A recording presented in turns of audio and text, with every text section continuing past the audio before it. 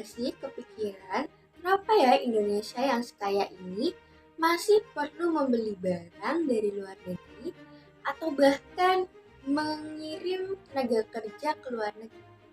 Ya kita bahas.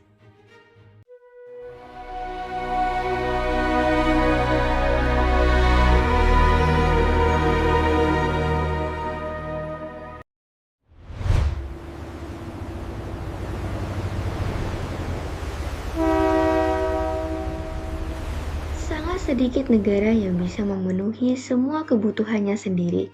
Kerjasama internasional adalah hubungan tanpa kekerasan yang sah demi memecahkan masalah bersama.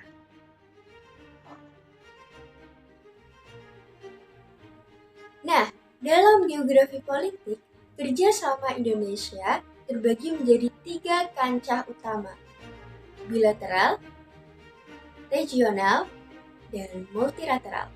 Kita ulas satu-satu ya. Pertama, kancah bilateral. Ini adalah hubungan kerjasama antara dua negara yang dilakukan sejak Indonesia merdeka untuk saling menguntungkan.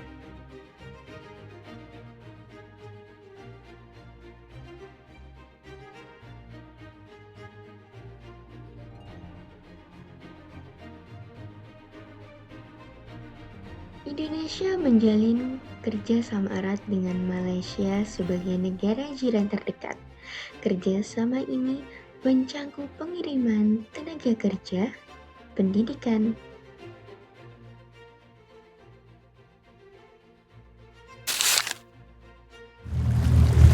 perdagangan,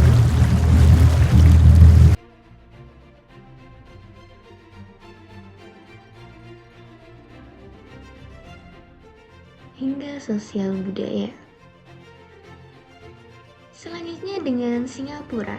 Meski mempunyai wilayah yang kecil, Singapura adalah investor luar negeri teratas bagi Indonesia dengan volume perdagangan yang sangat masif di sektor ekonomi dan pariwisata. Indonesia juga bermitra strategis dengan Jepang dan Korea Selatan. Kita mengekspor produk primer dan menerima investasi teknologi. Australia dan Indonesia bekerja sama menjaga keamanan laut melalui patroli bersama Angkatan Perbatasan. Plus perjanjian perdagangan bebas (SEPA) untuk memperluas investasi agraris dan energi hijau. Nah, setelah keliling kerjasama bilateral, sekarang kita beralih ke cakupan yang lebih luas dalam satu kawasan geografis, yaitu kerjasama regional. Kancah regional, wadah utamanya adalah ASEAN. Berawal dari 5 negara pendiri pada 1967, kini ASEAN merangkul hampir seluruh negara di Asia Tenggara yang memiliki kesamaan fisiografis dan nasib sejarah.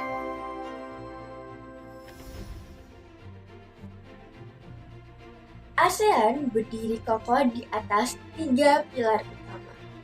Pilar pertama adalah komunitas politik dan keamanan yang bertujuan untuk menjaga perdamaian kawasan, stabilitas politik, serta menegakkan hak asasi manusia dan demokrasi di Asia Tenggara.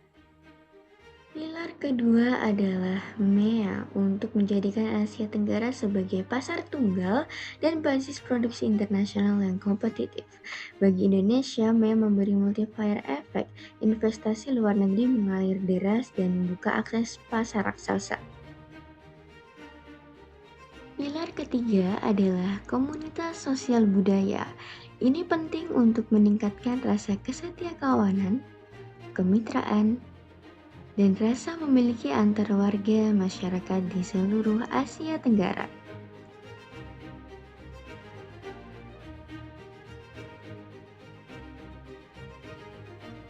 Hebat kan?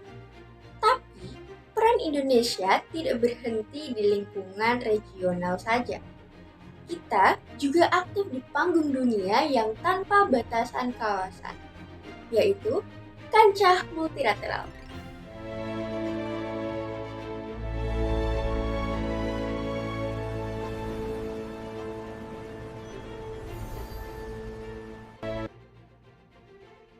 Salah satu forum multilateral terbesar yang diikuti Indonesia adalah G20. Kita aktif menyumbangkan ide ekonomi digital dunia melalui Idea Hub untuk berbagi model bisnis, digitalisasi tenaga kerja, dan inklusi keuangan global.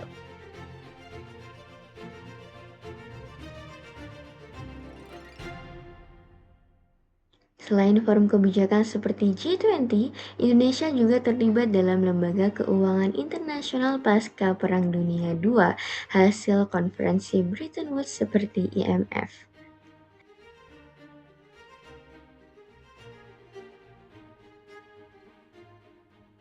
Melalui adanya INF, Indonesia dan negara anggota bekerja sama untuk mempromosikan stabilitas nilai tukar moneter, memfasilitasi perluasan dagang,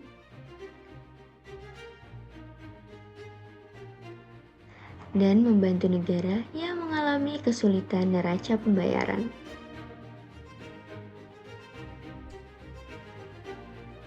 Oke Sobat Geografi, sebelum kita menutup pembelajaran pada hari ini, yuk kuis dulu.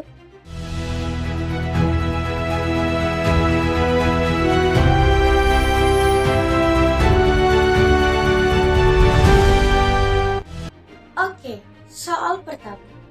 Kerjasama yang dilakukan oleh dua negara disebut dengan apa nih? A. Regional, B. Multilateral, atau C. Bilateral.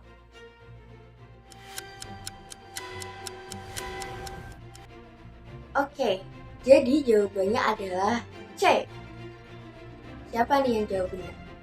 Oke, lanjut ya ke kuis berikutnya. Organisasi regional di Asia Tenggara yang diikuti oleh Indonesia, salah satunya adalah apa ya? A. G20, B. ASEAN, atau C. IMF?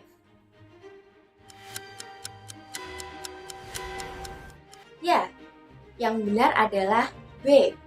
ASEAN. Oke, ini kuis terakhir. G20 termasuk kerjasama dalam kancah A. Bilateral, B. Regional, atau C. Multilateral.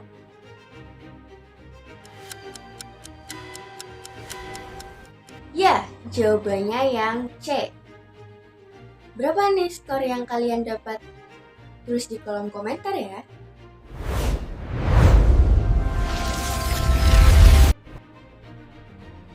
Kesimpulannya, seluruh kerjasama internasional ini sangat krusial demi mempertahankan kewilayahan dan kemakmuran bangsa Indonesia.